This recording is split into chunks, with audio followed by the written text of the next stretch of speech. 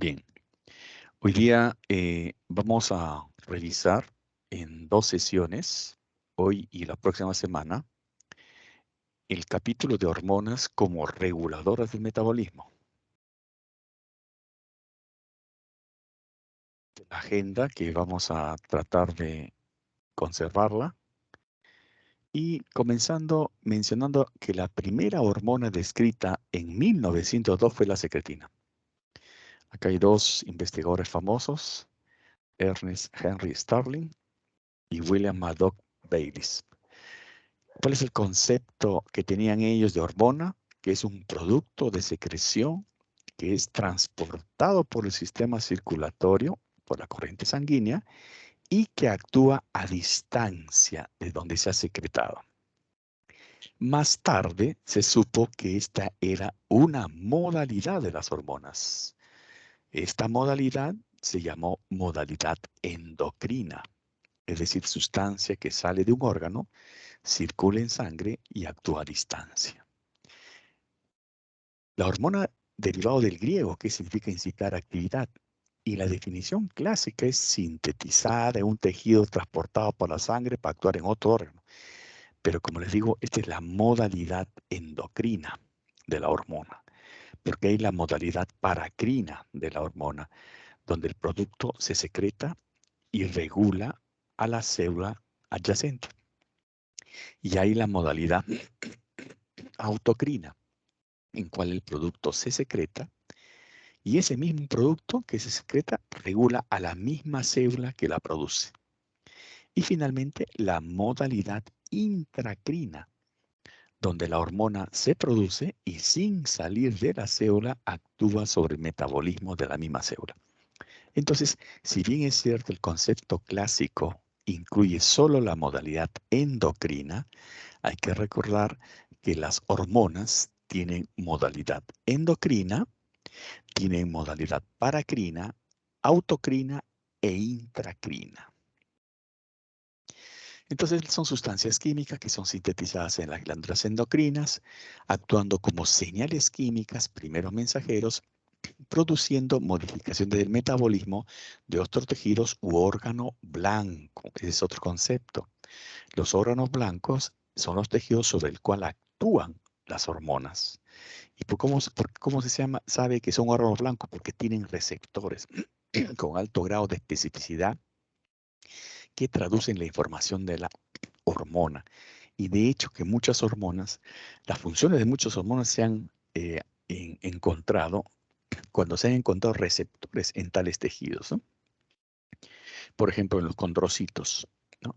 Los condrocitos se sabe que hay receptores de la hormona de crecimiento, etcétera, pero nunca se sabía que había receptores al péptido natriurético atrial, que es un regulador que se encuentra a nivel cardiovascular. Pero sin embargo, hay receptores a nivel del condrocito de este péptido natriurético. Entonces se investigó, ¿y qué pasó? Que al sintetizar un análogo del péptido natriurético atrial y actuar sobre esos receptores con el condrocito, ahora últimamente, en el año pasado nomás se ha probado una hormona que probablemente tenga pues algún rol en estimular el crecimiento en los pacientes que tienen nanismo por acondroplasia. Entonces, miren qué importante son los órganos blancos y sus receptores. Ahora, el origen de las glándulas endocrinas derivan principalmente de las células epiteliales. Hay ciertas excepciones, como las células de Leydig en el testículo y las células granulosas del ovario, cuyo origen es el tejido conectivo, y también las células secretoras de la neurohipófisis de origen neuronal. Se ha sugerido a la cresta neural como origen embriológico de cierto número de tipos de células endocrinas, y las células productoras de hormonas no están distribuidas al azar. Ese es otro concepto importante. Están presentes en varios tejidos por razones específicas. La cercanía significa que requiere mayor concentración de hormonas, ¿no? Como es el caso de la célula de Leydig con los conductos germinativos, ¿no? O sea, requieren que esa cercanía en la producción de testosterona para que funcione sobre los conductos germinativos. Bien, el otro rol es el de los receptores hormonales. ¿Qué son los receptores hormonales? Son moléculas de reconocimiento, ¿no? unidas a las células blanco que permiten la discriminación de las hormonas. Acá hay un ejemplo clásico. Páncreas, la célula beta, secreta insulina y la insulina actúa sobre el órgano blanco a través de un receptor, produciendo un bioefecto en la célula blanco, ¿no? Este es un ejemplo clásico de receptor. La función dual de fijación y acoplamiento define a un receptor y el acoplamiento de la hormona fija a una señal de traducción, ¿no? Que es llamado acoplamiento receptor efector. Y esto los distingue de las proteínas de transporte, que no tienen ese rol. Un hecho importante es que los receptores constituyen mecanismos de regulación hormonal. El número de receptores celulares se encuentra en estado dinámico y puede ser regulado fisiológicamente o ser influido por enfermedades o medidas terapéuticas. Por ejemplo, el fenómeno de regulación en bajo o down regulation. El exceso de hormonas circulantes hace disminuir el número de receptores en el órgano blanco. Por el contrario, en el fenómeno de regulación en ascenso, el upregulation, la disminución de hormonas circulantes hace aumentar el número de receptores, ¿no? Como ustedes ven, son mecanismos de compensación frente a un exceso y mecanismos de compensación frente a una deficiencia. Bien, por otro lado, los receptores tienen diferentes estructuras químicas, ¿no? Y según su ubicación dentro de la célula pueden ser clasificados en estos grupos, en tres grupos, ¿no? Receptores de membrana para hormonas proteicas, receptores citosólicos para receptores esteroideos, receptores nucleares como receptores de las hormonas tiroideas. Ahora, hay que recordar también que para comprender bien el mecanismo de acción de las hormonas, hay que recordar esta clasificación, el grupo 1 y el grupo 2. ¿Quiénes están en grupo 1? Las hormonas esteroideas, es decir, el cortisol, la testosterona, el estradiol, la aldosterona, las hormonas tiroideas, el calcitriol, ¿no? ¿Y quiénes están en el grupo 2? Los polipéptidos, las proteínas, la glucoproteína y las catecolaminas. En la solubilidad es diferente. En el grupo 1 son linfofílicos, en el grupo 2 hidrofílicos. Miren qué importancia tiene esto. Proteína transportadora sí tiene el grupo 1, el grupo 2 no tiene. Esto es muy importante recordar porque esto alarga la vida media o acorta la vida media. Cuando un residente el día de ayer me pregunta frente a un paciente con feocromocitoma que produce exceso de catecolaminas, ¿en qué momento debo controlar cuando le sacan el tumor productor de catecolaminas? Deben controlarlo inmediatamente porque las catecolaminas bajan bruscamente porque no tienen vida media prolongada. Cosa contrario si es productor de corticoides, por ejemplo. Entonces, muy importante recordar esta vida media y quién tiene mayor vida media y por qué. El grupo 1, receptor intracelular. El grupo 2, membrana plasmática. El mediador en el grupo 1 es el complejo hormonal receptor y en el grupo 2 hay una serie de intermediarios, ¿no? El adenosín monofosfato, el calcio, metabolito de fosfoinosítidos. Entonces, son una serie de intermediarios. Veamos cuál es el mecanismo de acción del grupo 1. La hormona entra al citosol y dentro del citosol se junta con su receptor. Este complejo hormonal receptor migra hacia el núcleo, ¿no? Actúa produciendo un RNA mensajero que traduce un mensaje que vuelve al citosol y produce una respuesta a través de una síntesis de una proteína específica que regula el metabolismo. Este es el mecanismo más simple de los mecanismos de acción del grupo 1. En el grupo 2 hay ciertas diferencias, ¿no? ¿Por qué? Porque en el grupo 2 se requiere la proteína G. Esta proteína G recibe a la hormona, ¿no? Y al recibir a la hormona se desliga la subunidad alfa de la proteína G, porque la proteína G tiene alfa, beta y gamma. La alfa se desliga y esta activa la hidrólisis de la guanosin trifosfato de GTP a GDP. ¿Qué desencadena esto? Desencadena la activación de la adenilciclasa, que a su vez convierte el ATP en 3,5-AMP cíclico. ¿Cuál es el paso siguiente? Que el 3,5-AMP cíclico activa una proteinquinasa y fosforila proteínas modificando vías metabólicas. Además, el 3,5-AMP cíclico lo que hace es sacar calcio de las mitocondrias, porque recuerden que las mitocondrias son almacén de calcio también. Y por otro lado, permite la entrada de calcio del extracelular al intracelular, de tal manera que se acumula el calcio intracelular interviniendo en diferentes, digamos, vías metabólicas. Ahora, esta 3,5-AMP cíclico es degradada, ¿no? Como ustedes saben, por la fosfodiesterasa. Entonces, ahí es donde se regula la concentración del 3,5-AMP cíclico. Volvemos a repetir en esta lámina. El sistema que usa la adenilciclasa y la adenosín monofosfato cíclico como segundo mensajero del estímulo hormonal es uno de los más comunes en la actividad hormonal proteica. Está sujeto a dos receptores, el estimulante y el inhibidor, a dos juegos de proteína G. Y ahí están las subunidades, ¿no? Y está ligada a una sola enzima, la adenilciclasa. Y la presencia de GTP unida a la fracción alfa de la proteína G es la que es el mecanismo de activación. Entonces recuerden, hay hormonas que estimulan, hay hormonas que inhiben. Esto va a depender de cómo afecte la concentración del AMP cíclico, aumente o disminuya.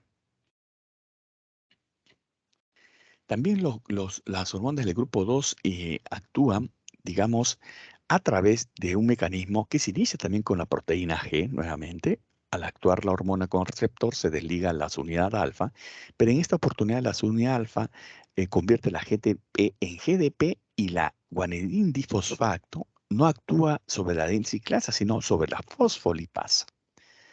¿Y qué hace la fosfolipasa? Hace que el 1,4,5-fosfoinosítido se convierta en inosítido 3 y se desligue como diacilglicerol.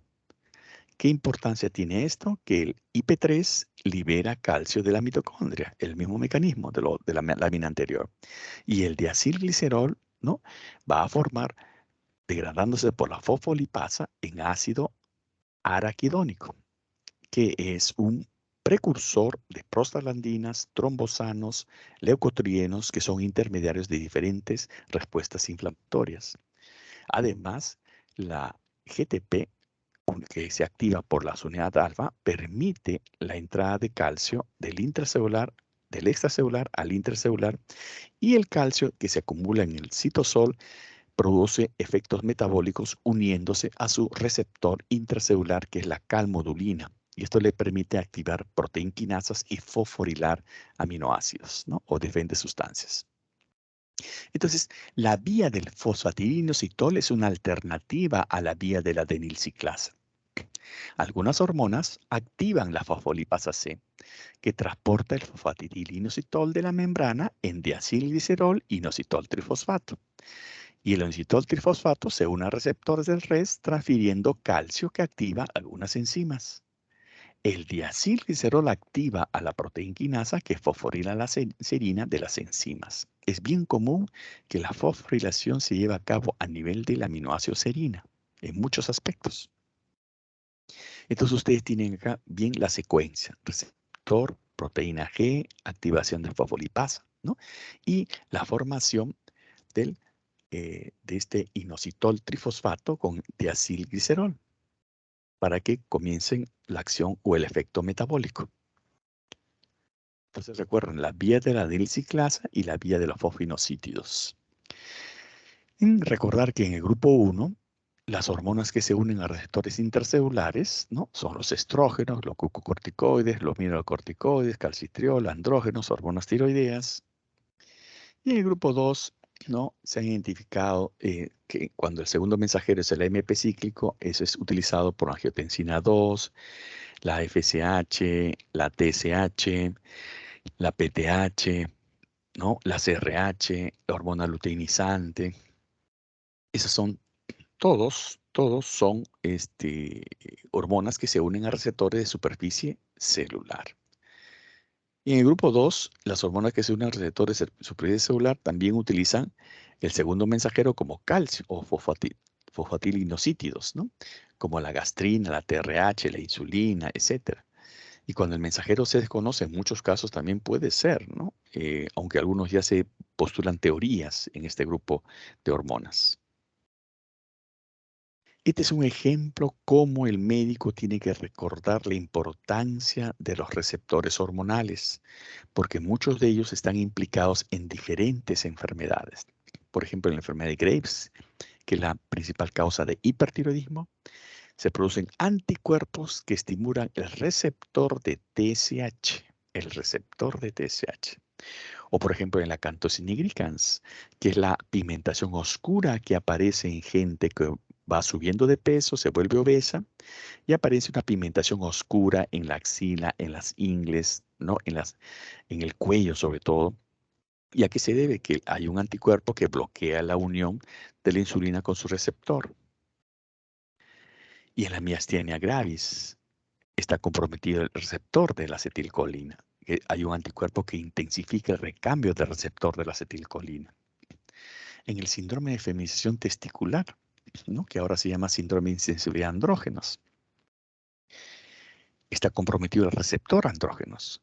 Y donde hay deficiencia de receptores testiculares andrógenos.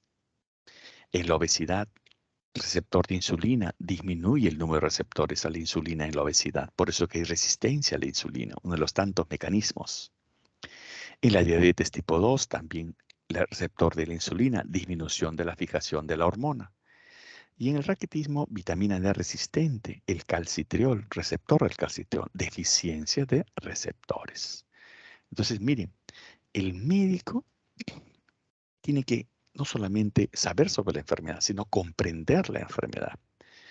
Cualquier hijo de vecino puede saber que la enfermedad de Graves es una causa de hipertiroidismo o que existe la Cantosine nigricans, pero el médico, solamente el médico puede interpretar de dónde viene la enfermedad de Graves y cómo diagnosticarla y cómo tratarla. Esa es la gran diferencia con el resto de profesionales de la salud. Por eso es importante recordar estos datos. Esta es una niña de 12 años, aparentemente una niña de 12 años que consultó hace muchos años atrás, ¿no? Porque creía que esto era hernia inguinal.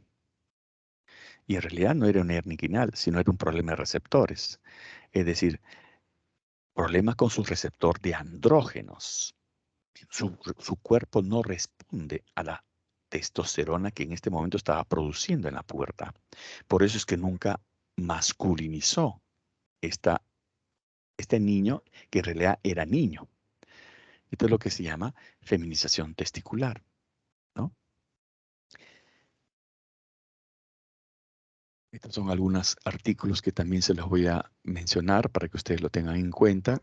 Este es uno que describe las características clínicas hormonales del síndrome insensible a andrógenos, uno de los cuales es la niña.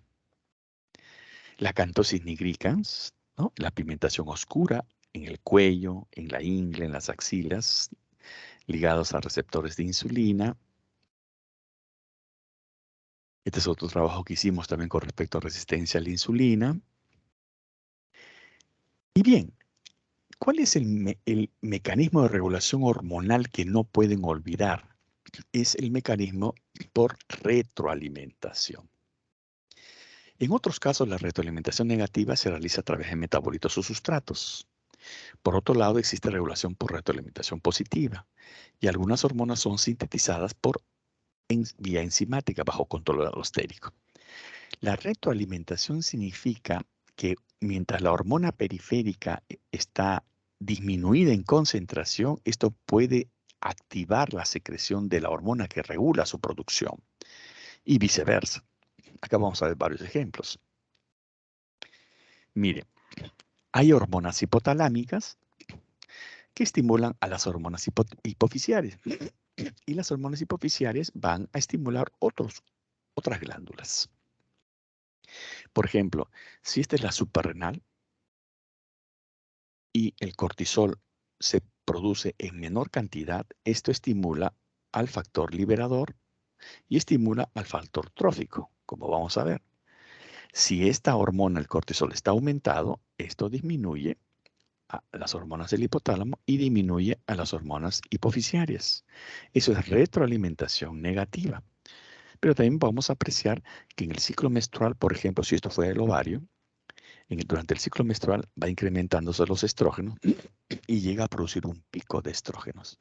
Y ese pico de estrógenos, que es un incremento de la hormona, provoca un pico de LH. O sea, esa es retroalimentación positiva.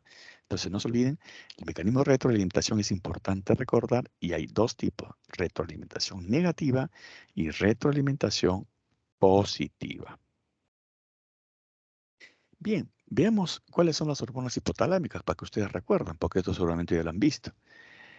Estos son los núcleos hipotalámicos, ¿no? Y que producen diferentes productos, ¿no? Que son las diferentes hormonas hipotalámicas, ¿no?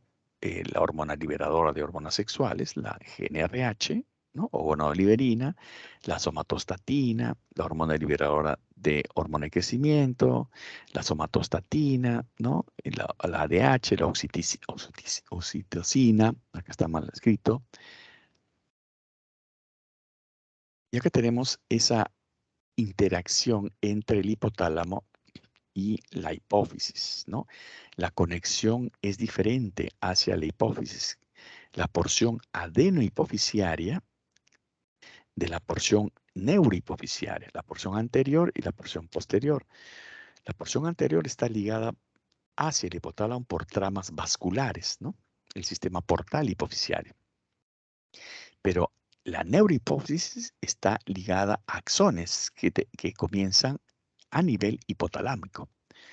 O sea, se producen los productos de secreción y circulan a almacenarse en la neurohipófisis, ¿no? La vasopresina y la oxitocina, como vamos a ver. Entonces la hipófisis tiene dos regiones, anterior y posterior, que producen diversas hormonas, ¿no?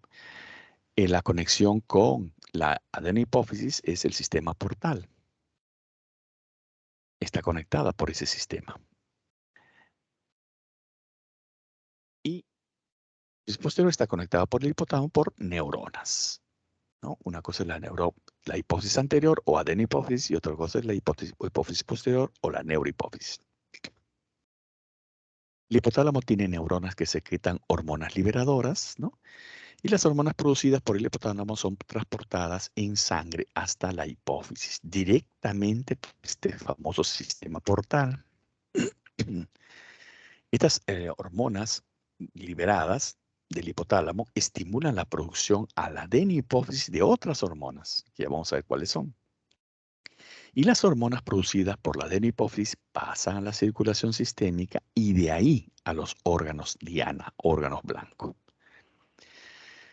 Estas son las hormonas hipofisiarias con los grupos celulares. Miren, el 50% del grupo son somatotropos y el resto corticotropos, gonadotropos, ¿no? Tirotropos, lactotropos.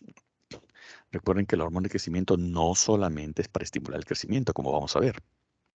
Y acá están los productos principales.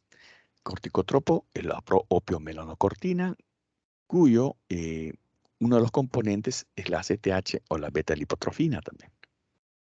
El gonadotropo, que produce FSH, LH, el lactotropo, la prolactina, somatotropo, la hormona de crecimiento, y el tirotropo, la hormona estimulante de la tiroides. Veamos el eje hipotálamo-hipófisis suprarrenal.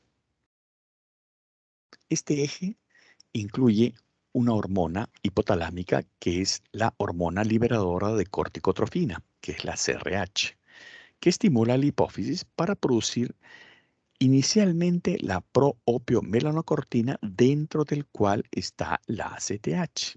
ACTH que es necesaria para estimular la producción de cortisol fundamentalmente. Cortisol y en menor intensidad andrógenos.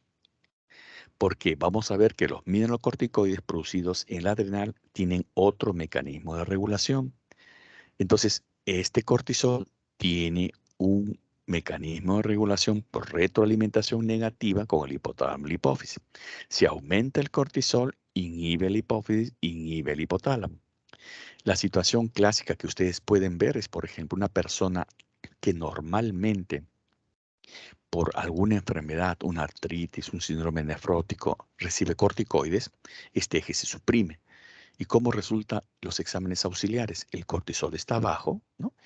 Y la ACTH está bajo. Eso significa que el paciente tiene el, el cuadro físico de síndrome de Cushing, pero es un Cushing donde no hay exceso de cortisol, porque el cortisol viene del medicamento, del corticoide que toma, no del cortisol que produce el paciente. Por eso es que uno diferencia. Si uno tiene un paciente con aspecto cushinoide y el cortisol está bajo y la CTH bajo, ese es un Cushing exógeno. Pero si el cortisol está elevado y la CTH está baja y el fenotipo es de un Cushing, ese es un tumor producción probablemente de síndrome de Cushing. Entonces, miren qué interesante recordar todos estos aspectos. Entonces, la regulación de la función suprarrenal está por el eje hipotálamo hipófisis adrenal, la CRH, la CTH, los glucocorticoides y andrógenos, pero por otro lado, los mineralocorticoides, que son el otro grupo de hormonas que se producen en la corteza suprarrenal, está regulado por el sistema renina-angiotensina. Y el grupo de hormonas producida en la médula suprarrenal está regulado por el sistema nervioso autónomo. Entonces, este es más claro la diferenciación de la regulación de la función suprarrenal. La CTH, como ustedes saben, es un péptido de 39 aminoácidos, pero cuya actividad biológica se localiza en los residuos 1 al 29. Se forma a partir de la proopiomelanocortina, que es precursora de la alfa-MSH, beta-MSH, o sea, la melanoestimulante, gamma-MSH, el péptido del lóbulo intermedio similar a la corticotropina, la beta-lipotrofina y las endorfinas. Por eso es cuando el cortisol no se produce por X motivo en la suprarrenal, se incrementa la CTH. Y al incrementar la CTH se pigmenta la piel. ¿Por qué se pigmenta la piel? Porque la CTH no viene sola, viene dentro del POM con las hormonas melanoestimulantes. Por eso es que se produce la pigmentación de la piel en la insuficiencia suprarrenal primaria o enfermedad de Addison. Acá se ve claramente cómo la CTH es una fracción, ¿no? Una fracción en donde se va desligando de las otras, ¿no? Entonces, uno va teniendo el gen del PONS que se localiza en la región P25 del cromosoma 2.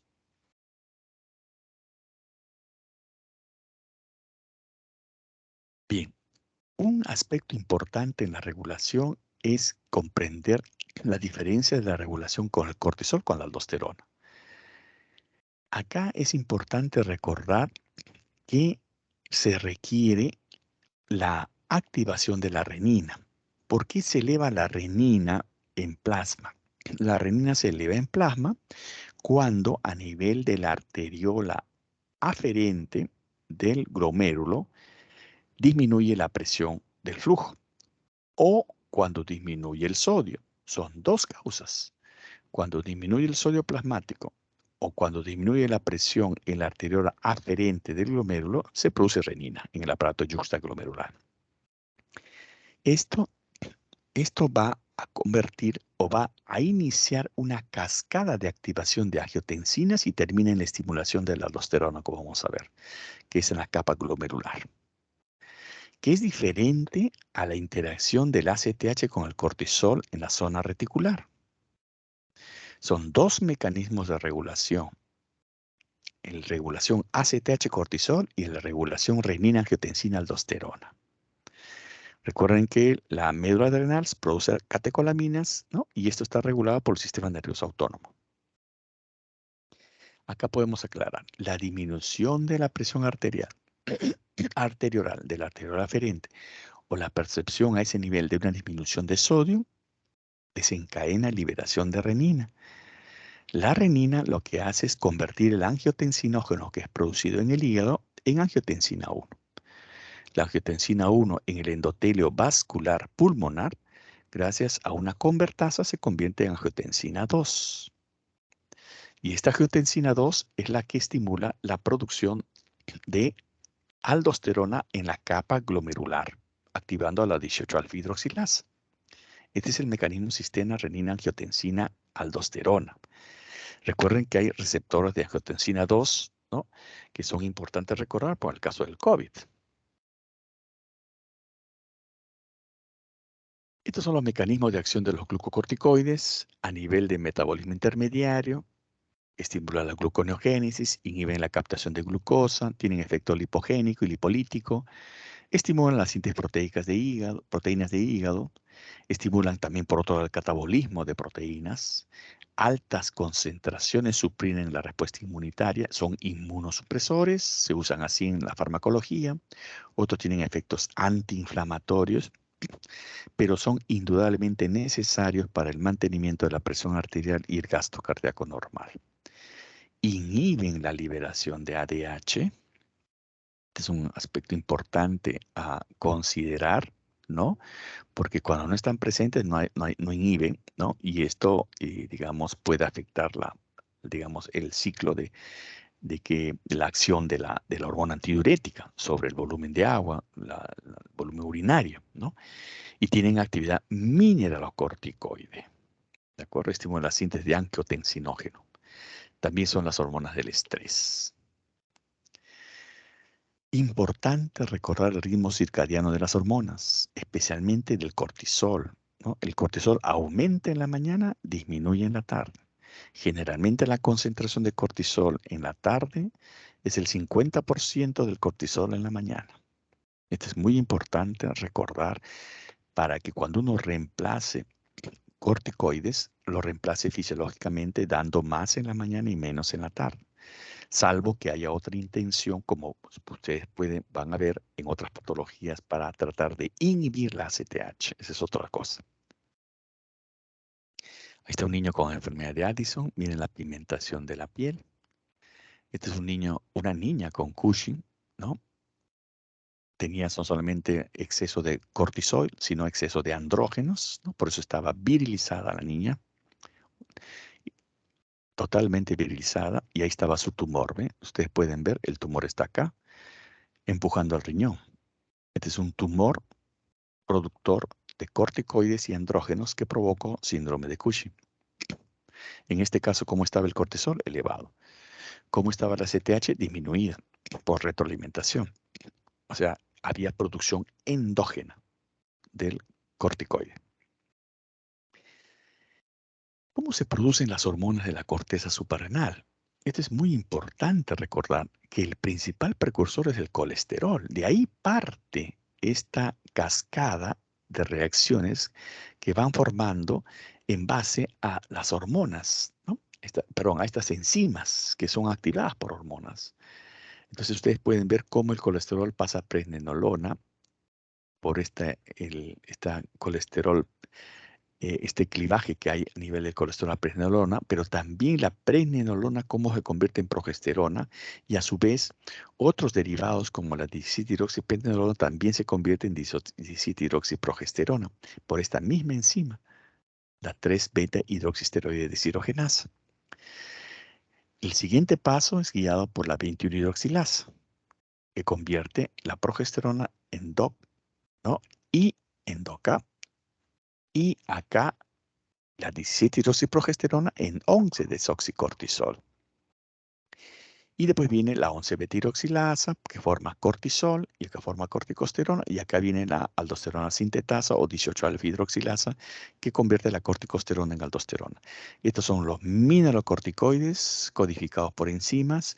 Estos son los glucocorticoides. Y finalmente, gracias a esta enzima, la 17-hidroxilasa y la 17-alfa liasa se convierten en andrógenos, en dihidroepiandrosterona y en androstenediona, que son andrógenos. Entonces, las enzimas son las que permiten el paso de cada intermediario. Ustedes comprenderán que si se bloquea una enzima porque no muta el gen que produce esa enzima, ustedes comprenderán que el paso no se da, se acumula el precursor y esto obliga a que el estímulo vaya por otro lado. Por ejemplo, si yo bloqueo la enzima 21-hidroxilasa, que es la más común, no se pasa de 17-hidroxiprogesterona a 11-desoxicortisol y de repente no se produce cortisol. Como no se produce cortisol, se incrementa la CTH y la CTH provoca el mayor estímulo para que el colesterol derive a los productos precursores. Pero como está bloqueada la vía acá, todo el estímulo va hacia la producción de andrógenos. O sea, pueden ser recién nacidos con exceso de andrógenos. Exceso de andrógenos que repercute mayormente si son mujercitas, porque virilizan. Y además, como no se produce aldosterona, entonces no retiene sodio y acumula potasio. Y como no retiene sodio, no retiene agua, se deshidrata. Entonces hace deshidratación, hace hiponatremia, hace hipercalemia y eso es consecuencia de la deficiencia de aldosterona. Entonces imagínense una niñita con deficiencia de 21-hidroxilasa, es una niña que tiene exceso de andrógenos, está virilizada, está deshidratada, con hiponatremia, hipercalemia y además con hipoglicemia porque tiene deficiencia de glucocorticoides e hipotensión. Entonces, eso es lo que ustedes tienen que recordar. Por eso tienen que reforzar este esquema mental de cómo se producen las hormonas de la corteza suprarrenal a través del colesterol. Por eso que en las clases se dice siempre que el colesterol es importante para el cuerpo. No es que hay que tener colesterolfobia, sino que hay que saber muchos aspectos del colesterol como precursor, en este caso, de hormonas esteroideas. Ahí está la 21-hidroxilasa, entonces para que no se olvide. La 11-beta-hidroxilasa también es otra deficiencia que puede existir en ese grupo de enfermedades que se llama hiperplasia suprarrenal congénita. Anoten, por favor, revisen. Una sola clase no es suficiente para hablar de esto. Y las anomalías que también puede verse en la deficiencia de 3-beta-hidroxisteroide deshidrogenasa. ¿Qué es lo que pasaría? Ahí está el esquema de lo que pasaría cuando hay deficiencia de 21-hidroxilasa. Se producen más andrógenos y no se produce aldosterona y no se produce cortisol. Y ahí está la consecuencia. Niños pigmentados, porque el cortisol está bajo, la CTH se estimuló, ¿no? Están irritables, ¿no? Que se pueden deshidratar, ¿no? Pero están totalmente pigmentados al nacer. ¿Ve? Y están virilizados. Miren cómo el clítoris puede adoptar el aspecto peniano por el exceso de andrógenos. Y vienen así planchados, como decimos los pediatras, ¿no? Deshidratados, pigmentados, con hiponatremia, hipercalemia, acidosis. Eso es lo que ustedes van a ver. La interpretación es lo más importante. Por eso es que es importante que lean y vean, analicen y actúen. Eso es muy importante en medicina. Miren, otro genital virilizado, ese que tiene aspecto escrotal, no es escroto, es un labio mayor escrotalizado y ese es un clítoris de aspecto peniano. Bueno, estos son algunos trabajos nuestros al respecto, ¿no? De los análisis mutacionales. Uno de ellos incluso lo hicimos en el laboratorio de bioquímica y biología molecular cuando funcionaba, cuando teníamos disponibilidad de esto, ¿no? Acá está, por otro lado, las hormonas de la médula suprarrenal. Miren cómo se producen a nivel, el precursor de la tirosina, que se origina a L-dopa, la L-dopa a dopamina y la dopamina a noradrenalina y a catecolamina. Papel importante, la dopa-descarboxilasa, la dopamina beta-hidroxilasa y la feniletolamina, la N-metiltransferasa. Entonces, son pasos que vienen a formar las catecolaminas, ¿no? Pero a partir de la tirosina, del aminoácido tirosina. Estos son los efectos de las catecolaminas. Depende qué receptor utilizan. Receptor alfa 1, o alfa 2, o beta 1, beta 2, beta 3. Hay receptores específicos, ¿no? El alfa 1 estimula la glucogenólisis, la contracción del músculo liso. El beta 1 estimula la lipólisis, la contracción miocárdica, ¿no? La beta 3 tiene que ver con la termogénesis. La alfa 2 con la relajación del músculo liso. La beta 2 que estimula la glucogenólisis, la termogénesis y la gluconeogénesis hepática. Estimula la glucogenólisis muscular, la liberación de insulina, glucagón y renina. Y la relajación de músculos lisos de bronquios, vasos sanguíneos, vías genitourinarias y gastrointestinales. La noradrenalina es un potente agonista, alfa agonista, es un agonista beta 1 débil y tiene menor acción beta 2. Acciones en el hombre son principalmente en el sistema cardiovascular. y la adrenalina es un potente simulador alfa y beta adrenérgico. Sus efectos son particularmente importantes en el sistema cardiovascular. Actúa sobre receptores beta 1 en miocardio y células marcapaso, vasoconstrictor de piel, mucosas y riñón también. Produce vasodilatación en la circulación de músculo esquelético por agonismo beta 2 adrenérgicos. O sea, ustedes ven que la acción depende del receptor. Y algo importante, ¿cuáles son los productos de catabolismo de las catecolaminas? ¿No?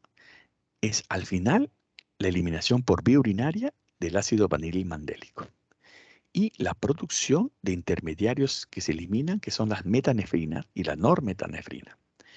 Cuando uno quiere ver si hay exceso de catecolaminas, como en el caso de los tumores llamados feocromocitomas, uno mide metanefrinas, ¿no?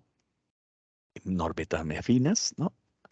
En sangre o en orina y el ácido vanilil mandélico en orina de 24 horas para ver si están elevados. Eso indica que hay un tumor productor de catecolaminas. Importante recordar esto. No se olviden, el ácido vanilil mandélico y las metanefrinas y las normetanefrinas.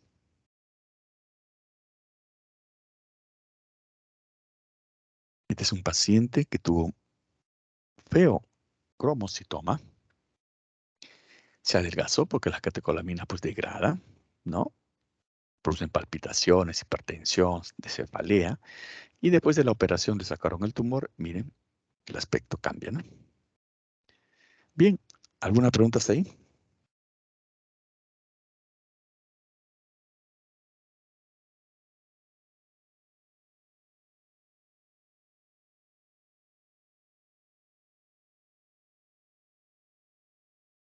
¿No hay preguntas?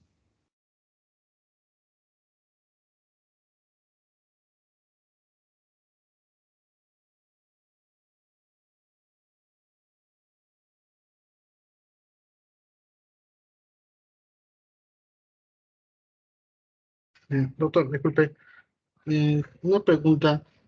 Sí. Quisiera preguntarle si es que hay alguna razón por la que hay hormonas proteicas que usan como segundo mensajero el inositol trasfosfato o el AMP ciclo. O sea, ¿hay algún factor que determine que tal hormona va a usar tal segundo mensajero o es simplemente como es?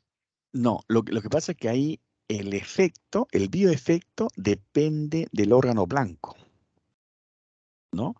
O sea, una misma hormona puede actuar de diferente manera, pero no depende de ella, sino depende de los efectos que se dan en el órgano blanco. No es lo mismo en el músculo que en el hígado, o no es lo mismo en el tejido miocárdico que en el tejido renal, ¿no? Por ejemplo, si hablamos de la vasopresina, ¿no? O si hablamos de las catecolaminas, ¿no? Entonces, eso va a depender de qué tejido está afectando para que el bioefecto se dé ya sea por una vía u otra.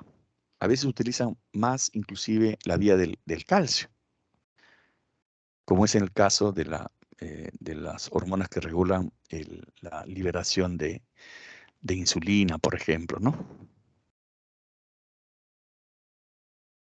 Ok, gracias, doctor. Bien, continuamos entonces con el hipotálamo y hipófisis gonada. Acá la hormona liberadora del hipotálamo es la hormona liberadora de gonadotrofinas, ¿no? La GnRH, que es muy importante recordar que fisiológicamente se liberan de manera episódica y pulsátil. Y justamente esa pulsatilidad es la que hace estimular la secreción de LH y FSH para que estas a su vez actúen sobre las gónadas.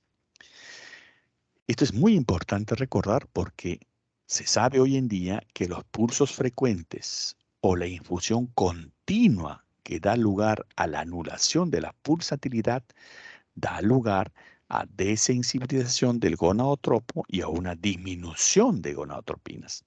Y este es un mecanismo muy importante que recuerden porque anulando la pulsatilidad, ese es el mecanismo más importante de las medicamentos que suprimen la pubertad en niñas o niños con pubertad precoz.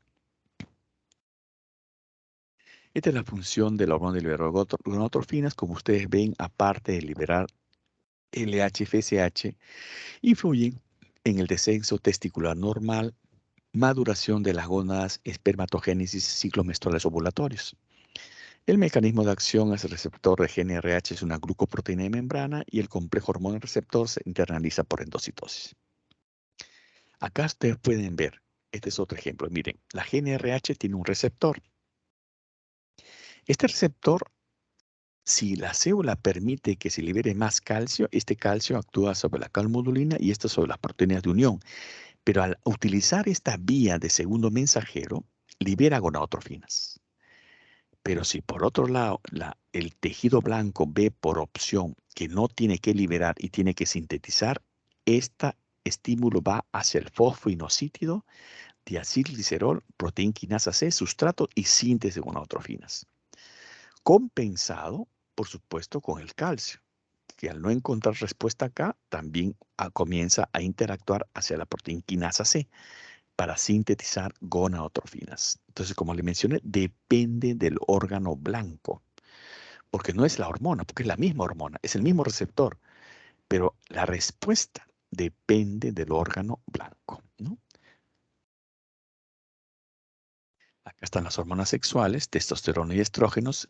Otro aspecto importante que no deben olvidar, las hormonas sexuales derivan del colesterol y utilizan las mismas vías enzimas de la corteza suprarrenal. Lo que pasa es que no son todas. Si ustedes ven, está en parte, no hay aldosterona, no hay cortisol, pero sí están las otras vías que van a producir finalmente dehidroandrosterona y androstenediona. Y la androstenediona por reducción forma la testosterona y la testosterona por aromatización forma estradiol.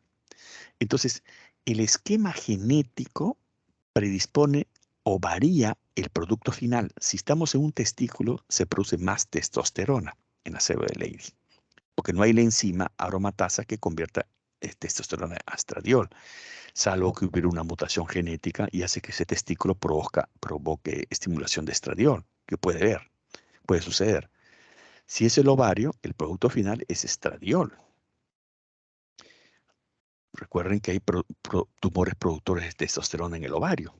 Por esta razón, si se bloquea esto, se acumula testosterona en los tecomas.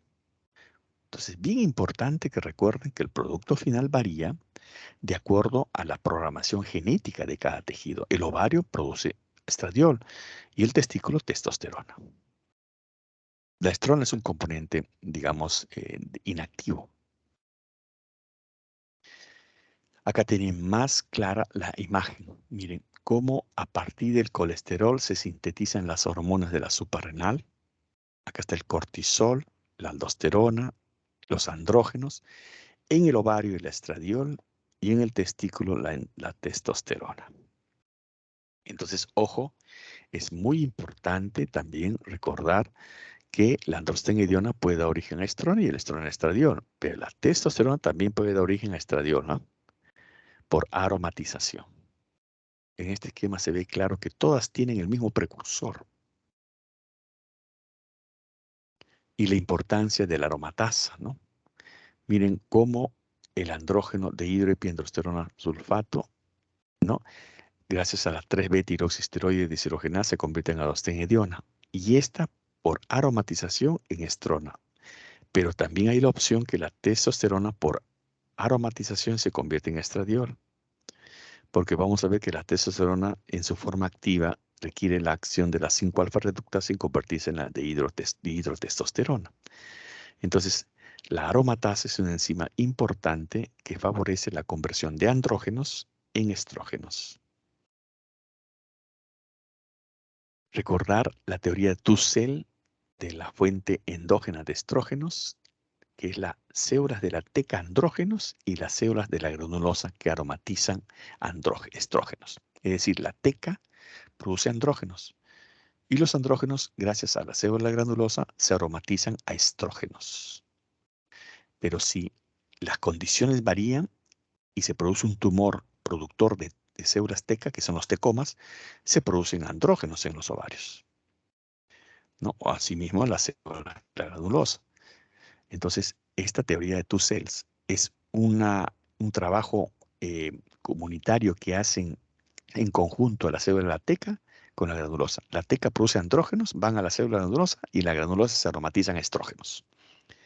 La estrona y el estriol a partir del estradiol en el hígado como productos de derivación, ¿no? Recuerden, la actividad aromatasa está en varios tejidos, en músculo, grasa, por eso que a veces la gente obesa tiene la piel un poco más delgada, el tejido nervioso y la célula de Leydig. Las acciones de los estrógenos estimulan el crecimiento, flujo sanguíneo y retención de agua en órganos sexuales. En hígado incrementa captación de lipoproteína, la LDL, por eso que disminuyen el riesgo cardiovascular hasta la época de la menopausia. Incrementa el nivel de coagulación. En piel incrementa el turgor y la producción de colágeno y hay efectos neuroprotectores. El estradiol se liga reversiblemente a la globulina ligadora de hormona sexual, se liga con menos afinidad a la albúmina, 2 a 3% es libre y los estrógenos son metabolizados por sulfatación y glucuronización excretados por bilis y orina. Acá está el esquema, la hormona hipotalámica, las hormonas gonadotrofas, ¿no? Como el ovario produce estrógenos y esto interactúa con la LH, FSH, ¿no? Y esta producción hormonal del ovario va influyendo sobre los otros órganos blancos, o en el caso del útero, ¿no? Para que suceda la menstruación, ¿no? Acá hay que ver que el ciclo menstrual normal tiene una fase folicular, la ovulación y fase lútea. La fase folicular, el desarrollo del folículo ovárico y preparación para la ovulación, usualmente son 10 a 14 días, y la ovulación, que es un mecanismo de pico de estrógenos que eleva la LH, y la LH es la que provoca la liberación del ovocito del folículo. La fase lútea, desarrollo del cuerpo lúteo, preparación del endometrio y usualmente 14 días. Por otro lado, el testículo, recuerden que el crecimiento testicular se inicia entre los 9 y los 14 años, ¿no? Recuerden que la pubertad en varones es entre los 9 y los 14 años y las mujercitas entre 8 y 13 años. En el feto, el número y actividad de la célula de Leydig aumenta entre 11 y 17 semanas de gestación y el incremento transitorio de andrógenos en los primeros 6 meses también es importante recordar y eso se llama mini pubertad también. El testículo produce testosterona, dihidrotestosterona, androstenediona y estradiol en algunas circunstancias por la célula de Sertoli. En años prepuberales, la androstenediona. La testosterona estimula desarrollo de túbulos seminíferos con la FSH. Y la testosterona incrementa por la noche igual que el LH. Por eso que hay ciertas reacciones de los adolescentes más en la noche, ¿no? Recuerden las poluciones nocturnas, ¿no? O las erecciones aisladas que tienen los niños y a veces no lo comprenden. Este es el orquidómetro de Prader para medir volumen testicular. Hasta 3 centímetros cúbicos se califica un niño prepúber. Cuando el niño tiene más de 3, ya entró a la pubertad en volumen testicular, ¿no? Cuando llegan a 8 o 10, entran al estirón, ¿no? Y 12, 15 lo más frecuente, ¿no? El tamaño normal. Acá, no se preocupen, no todos llegan hasta acá. Ese es el orquidómetro de Prader. Miren qué importante es el examen físico. Si yo sé que un niño tiene genitales que han crecido, uno supone que el andrógeno viene del testículo, pero uno mide el testículo y el volumen no corresponde a ese probable incremento de hormonas. Entonces, cuando uno ve que no viene el andrógeno del testículo, porque está comprobando con el orquidómetro de Prader, uno tiene que buscar otras causas por las cuales, otras fuentes de andrógenos. Y en este caso, una hiperplasia suprarrenal congénita. Este es un esquema que les da la idea cómo las células de Leydig, Sertoli y germinales tienen sus productos bien claros. La de Leydig, los andrógenos, controladas por el LH. La de Sertoli, inhibina B, que es muy importante, o inhibina A también, y la sustancia inhibidora de Müller, ¿no? O la hormona antimülleriana, que es regulada por la FSH. Esto es muy importante que recuerden. Son dos hormonas importantes. ¿Por qué? Porque indican actividad del testículo o presencia testicular. Y las células germinales que producen espermatozoides regidas por la FSH y los andrógenos. Estas son algunas acciones de la testosterona, ¿no?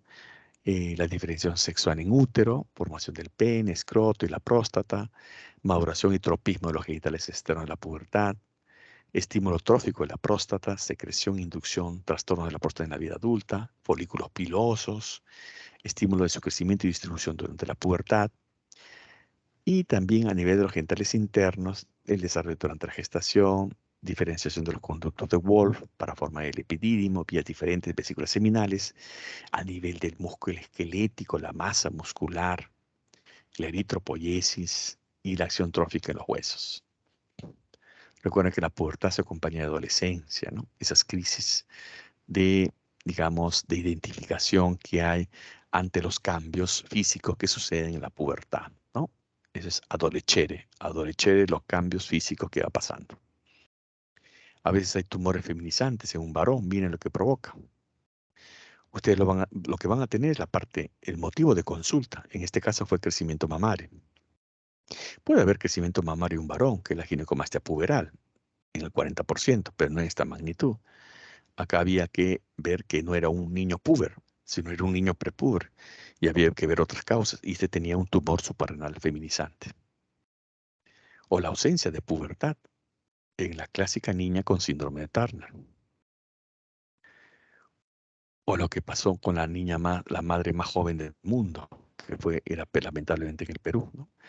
Que embarazó a los 5 años, ¿no? Y tuvo un bebé de 2800. Ella hasta ahora vive, hasta donde yo sé, en un callejón en Surquillo. Tiene más de 80 años, por supuesto. 88, de 89, ¿no? Y su hijo murió de un infarto, al parecer.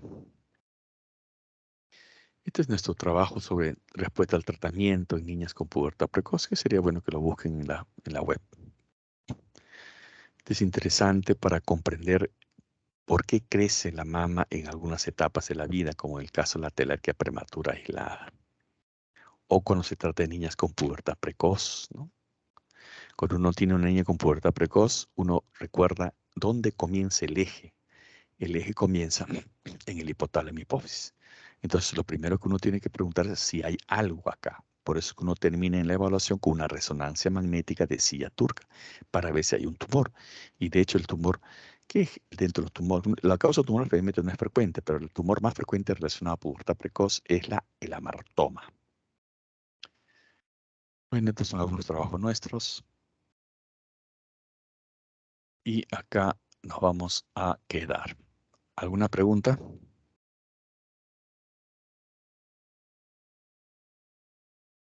¿Alguna pregunta? Nos vamos a quedar acá y con mi grupo de práctica nos vemos en 5 minutos, por favor.